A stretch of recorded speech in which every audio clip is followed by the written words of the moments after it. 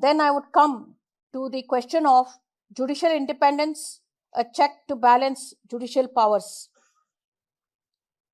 Necessary to the enforcement of checks and balances by judicial control is judicial independence.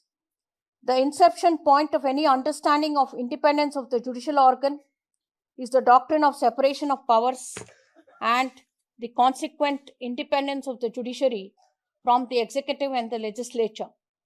It is not only independence of the judiciary as an institution, but independence of the individual member of the judiciary. Where independence exists, courts are able to be more forceful mechanisms for defense of constitutionalism and justice.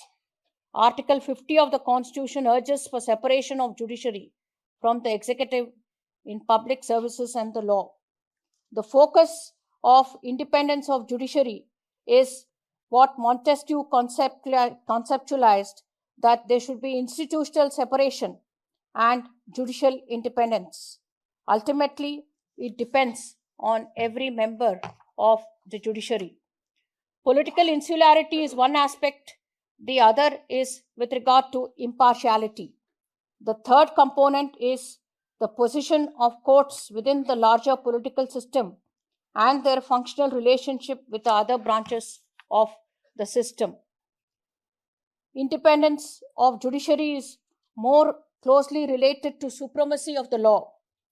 Judicial independence and supremacy of the law work together to guarantee that rule of law is not to be eroded by political pressures in existence at any particular point of time. Insulating judges from political influence advances the same object. Both these concepts are therefore important underpinnings to the rule of law.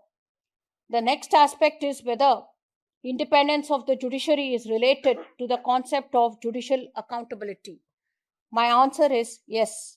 The two values are to be perceived as complementary rather than antithetical. Judicial independence is merely the other side of the coin from judicial accountability.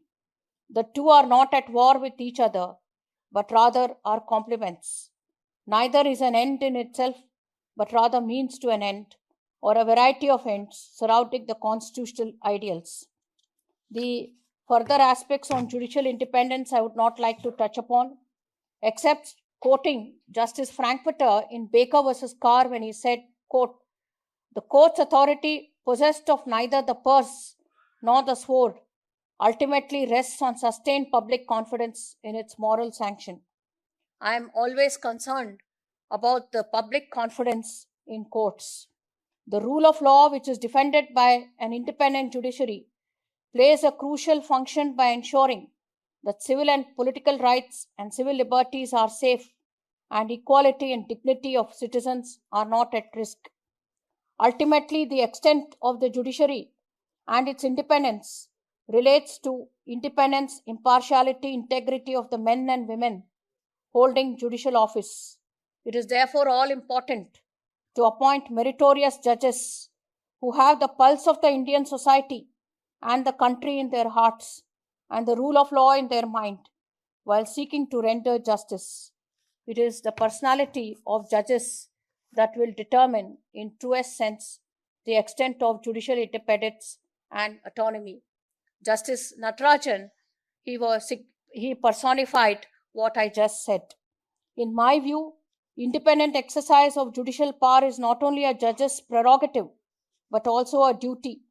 It is therefore important that judges decide on their own appreciation of the law and as per their conscience, unfettered by the views of others.